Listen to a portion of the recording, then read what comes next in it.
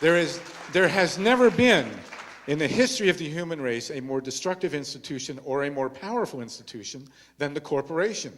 It's very simple. Corporations were established to protect the people who run them from personal liability. That is the basis of a corporation. To that, we have added in this country, with the hijacking of the 14th Amendment, which I'm sure many of you know about, the insane idea that corporations should have human rights but not human responsibilities. Give me a break. It is a prescription for catastrophe. So, you can talk about the church, you can talk about dictators, monarchs, clan chieftains. There has never been a more powerful or destructive force in human history than the untrammeled corporation. And I love how these guys run around saying we have to have a free market economy. Nobody hates competition more than a corporation. Corporations operate on two principles: monopoly and government funding. And that's the way corporations work.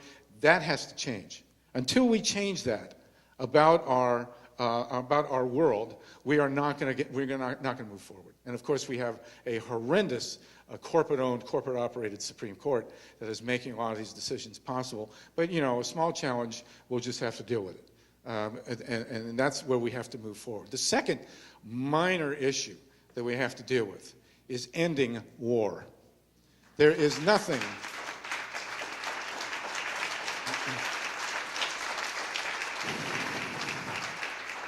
There is nothing more purely destructive than war, and that's by design. Everything we do in war, our entire military budget, which is between 50 and 60% of the entire federal budget, and all the money we spend in our taxes. And I love how the Tea Party and others people running, oh, too much government, too much spending, cut the military budget. Hell no, we got to spend more. What is wrong with this picture? I mean, the bottom line is that we are fighting a war in Afghanistan and in Iraq, and the sole purpose of fighting these wars in Iran and Afghanistan is to continue fighting wars. The bottom line is that the institution of the corporation, which has taken over our government, demands perpetual war. The issues surrounding Iraq and Afghanistan have absolutely nothing to do with why we are continuing to fight war there. If it weren't Iraq and Afghanistan, this economy, these corporations would demand a war somewhere else. If it wouldn't be Iran, it would be Paraguay or the Congo or Vietnam. Can you imagine fighting a war in Vietnam? How crazy could that be?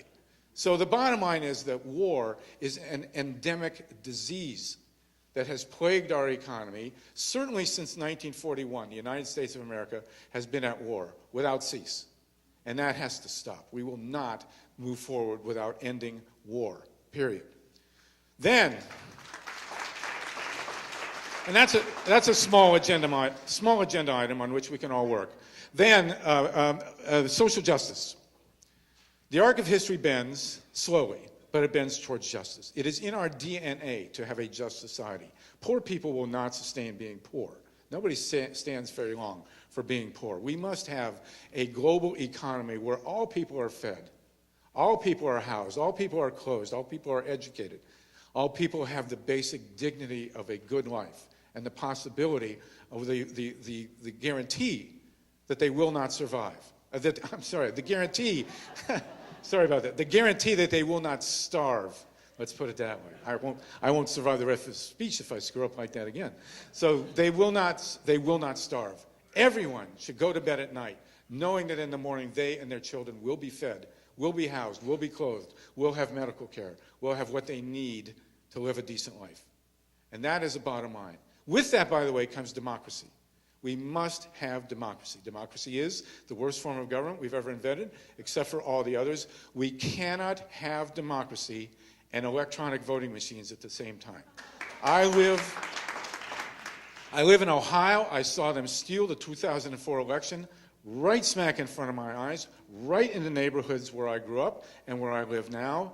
Electronic voting machines are machines perfectly designed to steal elections. We must have universal automatic voter registration. When an American citizen turns 18, they are automatically registered to vote. Enough of these ridiculous voter registration drives.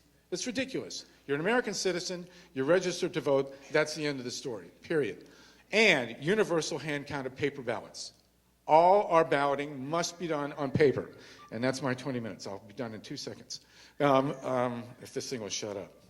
You know, I teach a school. The most amusing moment in all of my teaching is when I try and deal with my iPhone or my Judy, will you throw this away, please? Thank you. And so we will not have democracy without having universal hand-counted paper ballots. Our idea is that voting should be done over a weekend, Friday, Saturday, Sunday, Monday. All the students in the country should be let out of school to run the polls and to count the ballots. That's the only way we're going to have democracy. Finally, and I'm on my 20 minutes, finally, what's the last step to Solartopia? Empowering women.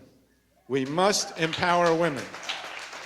Because, as we have seen, and as in all, just take it away, pretend it's radioactive waste, send it to in all countries where women are empowered and when they have something close to equal rights and equal pay and equal access to education, in all those places, population growth levels off and even drops.